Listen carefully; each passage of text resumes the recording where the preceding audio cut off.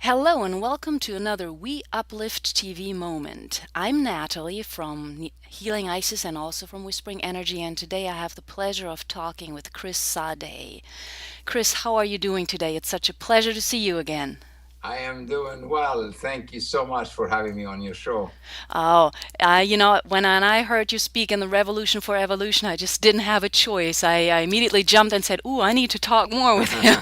So Thank you so much. let me ask you, let's just jump right in. Okay. Before we started the interview, I'd asked you about the colors in the background, and of course that leads me directly into one of the main things that you talk about, which is of course the idea of second wave spirituality. Right, right.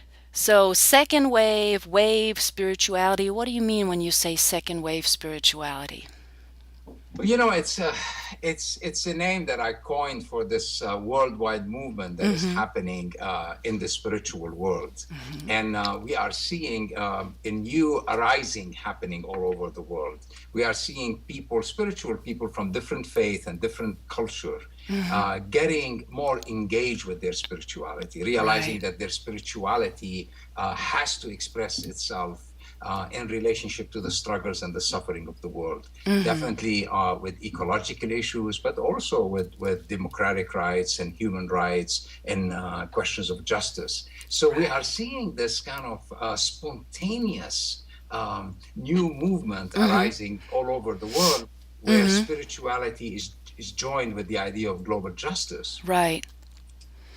And that's what I call the second wave, because it is Mm-hmm. a development from the first wave spirituality that was more focused on the individual per se. Okay. Now, I have to ask you though, because there are so many different words for what you've just described. I mean, some people call it activism, others call it political engagement, and you chose second wave spirituality. So is that, like you said, because there's all these different groups of spiritual seekers coming together, or is there anything else behind it? Yeah, no, definitely, like you're saying, because Hmm. I wanted the word to describe the general kind of Okay. historical culture phenomena that is happening. Mm-hmm. And in that phenomena, there's many diverse groups and thinking, but they're all converging toward one idea, which is transform, letting their spirituality emerge from the heart and Mm-hmm. make a compassionate impact in the world and be there with those who are suffering and take ownership of our world and love our world and make a Mm-hmm. difference in the world. So although there's many groups and many philosophies and many different ideas, but they have one thing in common, and it is that merging of their spirituality with engagement. Mm. And so it is kind of like a wave arising, so to Uh-huh. speak. Yeah. Well, let's hope it's some sort of tidal wave almost of spirituality. Well, I think it is because in my research, first of Mm-hmm. all, I did a lot of research with writers and thinkers, and I Mm-hmm. realized, my God, I mean, we are seeing people now writing about it all Right. over the world.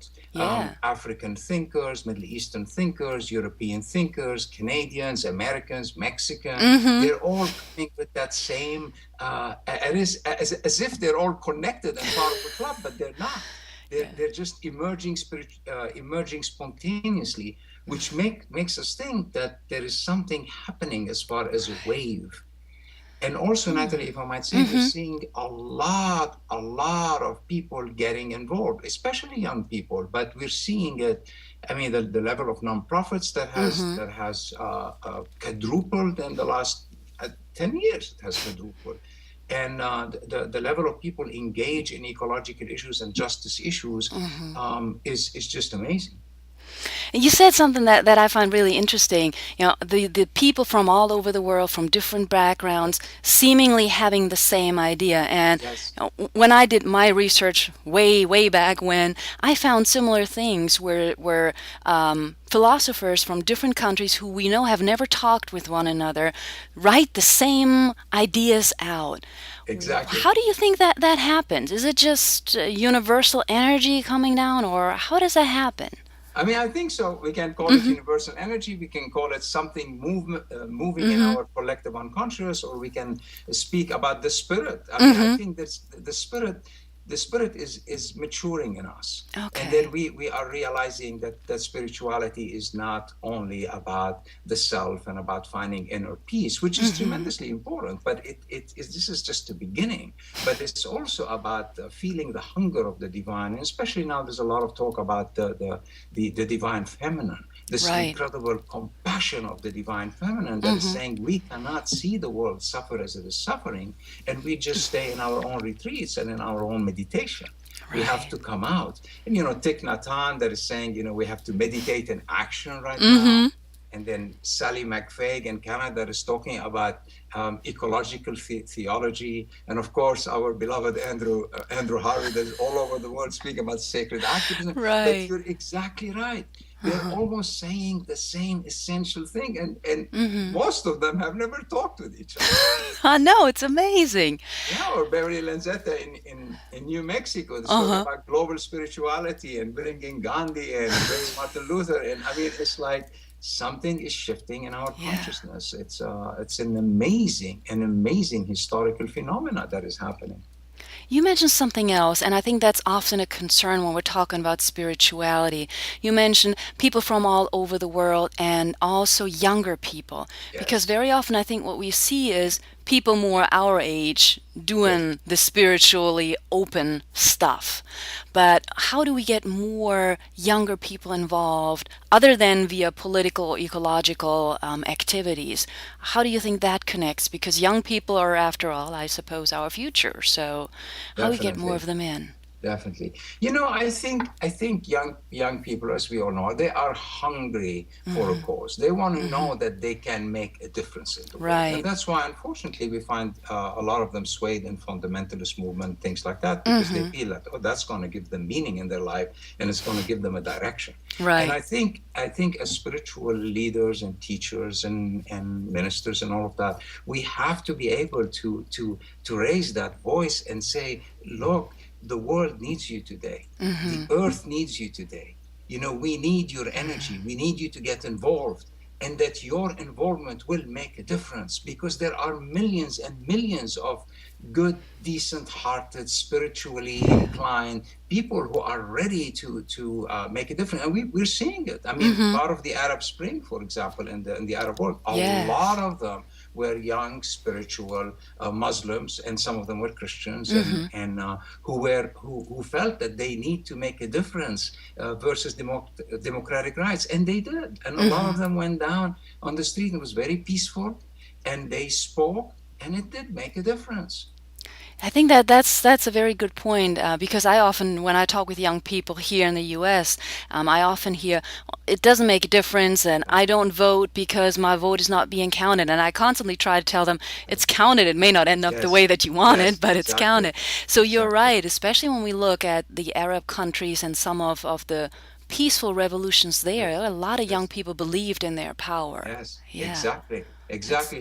And I yeah. think that's part of the lacks of first wave spirituality. Mm-hmm. First wave spirituality was so person focused Mm-hmm. that it kind of told us basically that the world is a difficult place. It'll always be difficult. We can never change it. We have to focus on the spirit. Uh-huh. But now we are realizing, especially with this emergence of the feminine Mm-hmm. spirituality, realizing that the spirit and the world are connected. We're all Yes. one. I cannot separate my spirit. Mm-hmm. I think we owe it, especially to young people, to tell them there is a great cause. Yeah. There is a great cause, and it is advancing, and there is a gathering happening in the world and an awakening of millions and millions and millions of spiritual people, and Mm-hmm. that is a transformative force like we have never ever seen in history. Never.